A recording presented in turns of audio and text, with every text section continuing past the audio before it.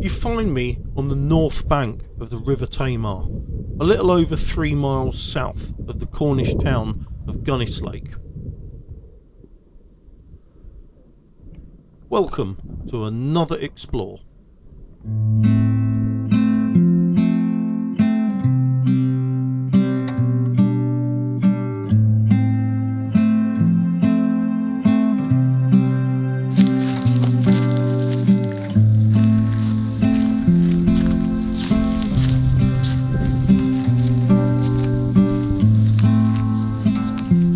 This is Cotehele Quay, quiet and tranquil today, but in the 19th century it was a bustling port, bringing in, among other goods, the raw materials to operate these. Just some of the lime kilns which operated here at Cotehele. Before we explore them, let's see just what lime was for and how it was made. Lime is a byproduct of mixing limestone and layering it with small pieces of coal called culm inside a large open-topped kiln. This picture of a cutaway model of a lime kiln shows that layering in the pit at the centre of the screen. Ignited from below, the fire would draw upwards, burning the coal as it went. After 2 or 3 days, the burning process was complete, and hopefully the result will be a white powder known as quicklime. Its main uses were as mortar for building, lime wash, a kind of paint, and when mixed with fertiliser it was used as a soil improver. This cutaway diagram shows the positions of the kilns here at Cotehele, with the relevant layers and wood to burn beneath. Below that, the draw hole at the base, which was used to shovel out the resultant lime after burning.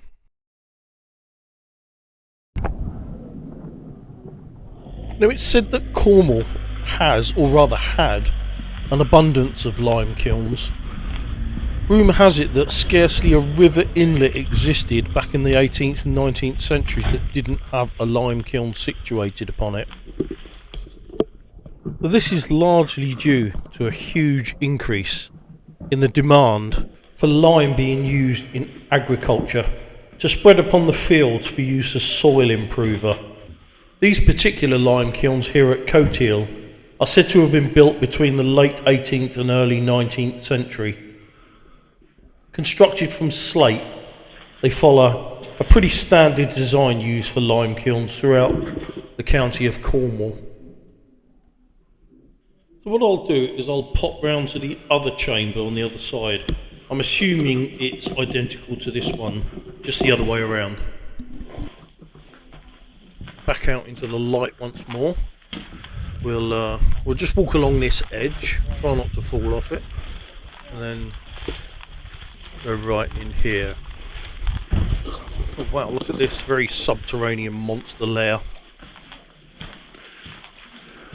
Okay, so down there you can see the draw hole where the burnt lime would have been pulled out, and I'm assuming that's like a poke hole where you just poke at the cinders to keep them going. There's fantastic vegetation just hanging from the walls. And then this is the opposite side to where I was looking earlier, so as you can see there, another draw hole.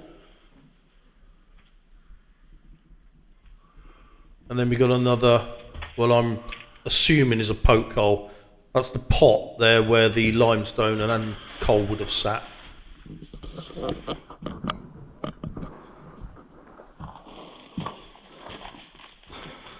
Now, if I'm right, I think there were 4 lime kilns here on this particular one. This doored up area to my right is the entrance to one chamber, and that, ladies and gentlemen, is a duck.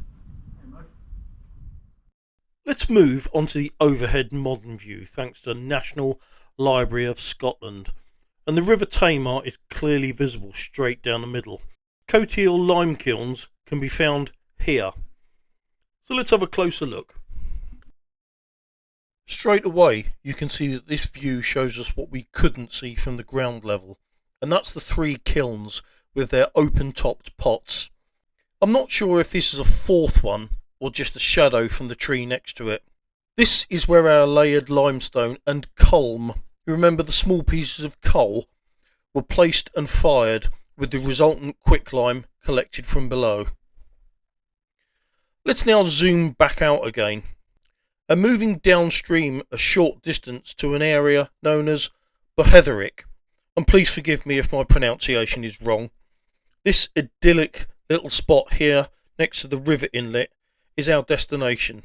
Remember, it was said that back in the 18th and 19th century Cornwall, it was rare to see a river inlet or creek without a lime kiln. Well, here, where you just see the tops of trees, is the Bohetherick lime kiln. I said earlier that the lime kilns in this part of the country tended to be of a similar design. The one here at Bohetherick is no different, but what it does have is a more rustic charm, and despite its Grade 2 listed status, a greater feel of abandonment. So coming up to the kiln, you can see it's got this alcove entrance, very similar to the one at Cotehele. Move in.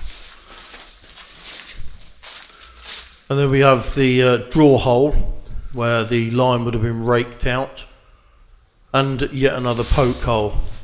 In fact, it's pretty much identical. There's a few little nooks and crannies. Another poke hole, another draw hole, and it's the same slate it's built, the same design.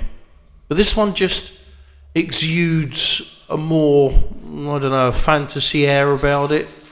Possibly because it's away from the other buildings.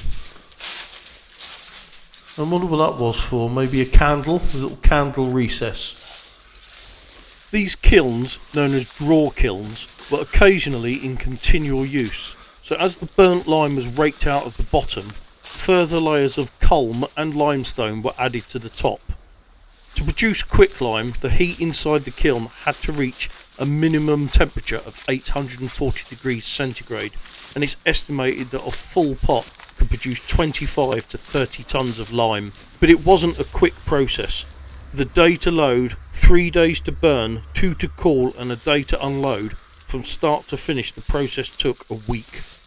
One thing I have noticed is that these lime kilns seem to be very, very dry inside. The masonry is well made, so no water is getting through. I think it's clear that these lime kilns here at Bohetherick are a lot larger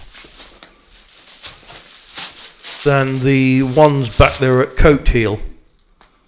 I'm not quite sure what that is. It looks like a rake hole, and there's lots of nooks and crannies inside this one.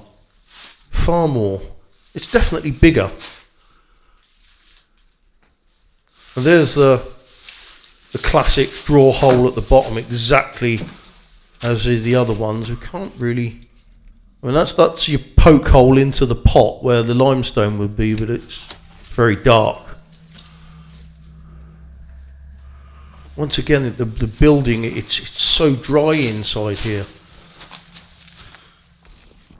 Another important feature about Bohetherick is its access to the top of the kilns. Here, the back-breaking work of shovelling limestone and coal into these pots would have taken place. Now, it seems to be quite overgrown on top of this kiln. Can't really see very far into it, but with the magic of the telescopic pole, well, I think even extending that down there isn't going to see too much. Let's try another one. Now this one looks a lot more promising, and you can see already, you can see right in there, although I'm shining the floodlight down there, but a lot of the light is being diffused. But you can see right to the bottom. I'd say that's a good 20 feet down there. And this one looks the same. It's very overgrown. In fact, you can see less.